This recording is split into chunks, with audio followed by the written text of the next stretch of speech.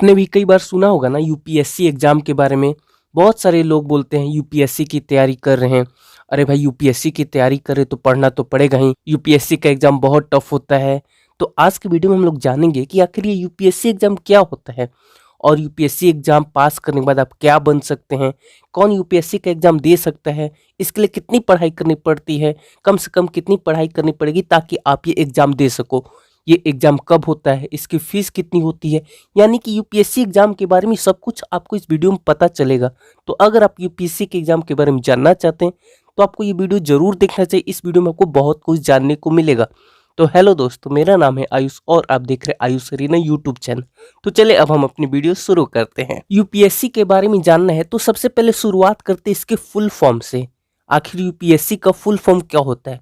तो दोस्तों यूपीएससी का फुल फॉर्म होता है यूनियन पब्लिक सर्विस कमीशन, जिसे हिंदी में कहते हैं संघ लोक सेवा आयोग। दोस्तों ये एक तरह का नेशनल लेवल का एग्जाम होता है। यूपीएससी कई तरीके के एग्जाम कंडक्ट कराती है, जैसे कि civil services, NDA. Civil services का एग्जाम क्लियर करके आप आईएएस बन सकते हैं, आईपीएस बन सकते हैं। एनडीए का एग्जाम क्लियर करके यानी कि नेशनल डिफेंस एकेडमी का एग्जाम क्लियर करके आप दोस्तों डिफेंस में जा सकते हैं, आर्मी, नेवी, एयरफोर्स, इन सब में जा सकते हैं। उसके अलावा यूपीएससी आईईएस का एग्जाम कराती है। इसी तरीके के बहुत सारे एग्जाम यूपीएससी के द्वारा कराए जाते हैं। लेकिन दोस्तों जो सबसे ज्यादा फेमस एग्जाम होते हैं वो होता है सिविल सर्विसेज का।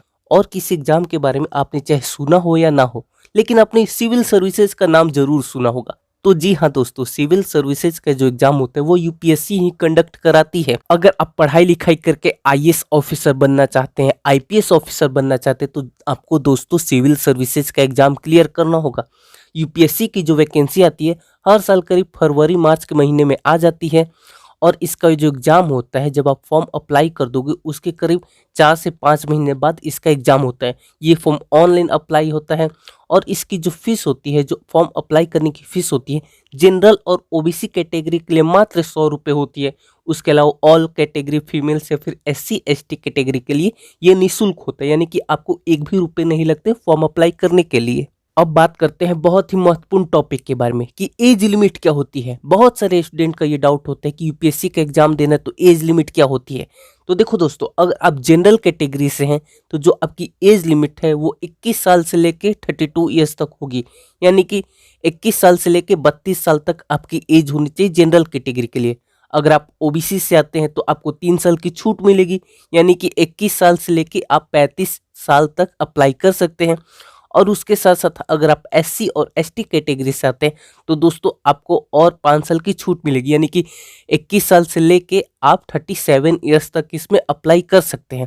अब बारी आती है कि कौन कितनी बार अप्लाई कर सकता है। ऐसा तो नहीं कि 21 साल से लेके 32 साल तक हर साल आप अप्लाई कर सकते हैं। जी नहीं दोस्तों, ऐसा नहीं है।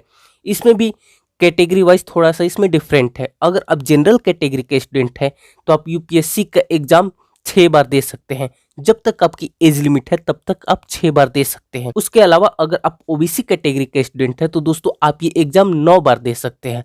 और उसके अलावा आप एससी और एसटी कैटेगरी के स्टूडेंट हैं तो जब तक आपकी एज लिमिट है तब तक आप ये एग्जाम दे सकते हैं।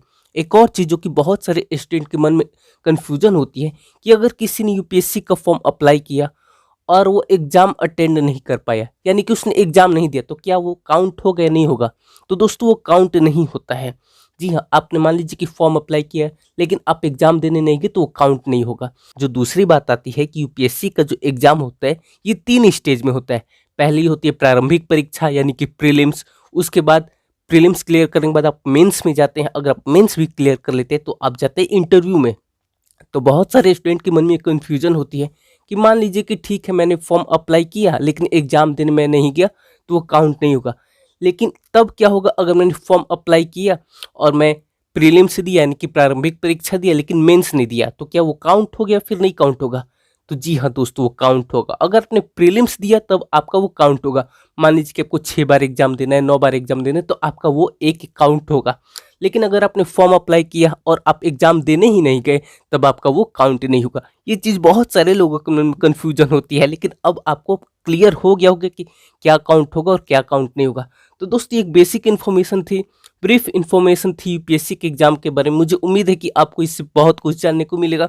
अगर आपको कुछ भी नया जानने को मिला तो आप इस वीडियो को लाइक कीजिए, शेयर कीजिए दोस्तों के साथ और कमेंट करके बताइए कि आपको ये वीडियो कैसी लगी। चैनल पे बहुत सारी वीडियो है, जाके देखिए, आपको बहुत कुछ जानने को मिलेगा। आप सभी ने इस वीडियो को देखा, आपका बहुत बहुत धन्यवाद।